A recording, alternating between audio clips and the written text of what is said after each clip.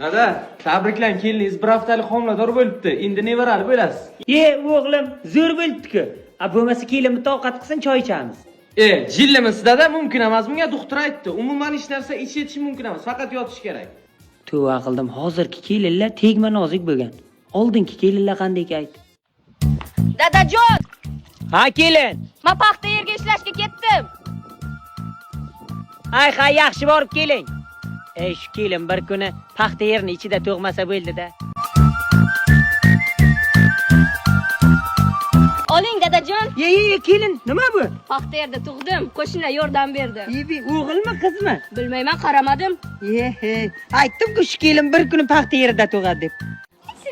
Kelin, yaxshi o'tiribsizmi? Bering bachangizni, men qarayman, siz bor ishlaringizni qiling. Dadajon, o'zi bachani sizga bersam yig'laydi, ko'p yig'lasa cherepnoy bo'ladi, o'zim qarayman.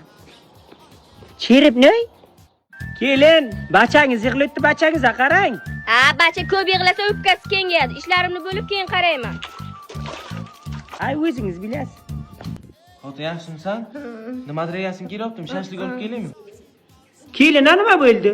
Ana shu siz kecha kechqurun o'yinlarga suv septirgansiz, shamollagan mana. Yotibdi endi. Hozirgi kelinlar balli tegma nozik bo'lgan. Bitta suv sepaniga shamolladim endi. Kelin, o'rmang, charchamadingizmi? Yo'q, dadajon Men charchamadim. qarang, bu loyingiz sal kamlik qilam demay, yana bir chiqarishingiz kerak. Tamom dadajon, qoraman. Davay, tezlashing kelin, mana de.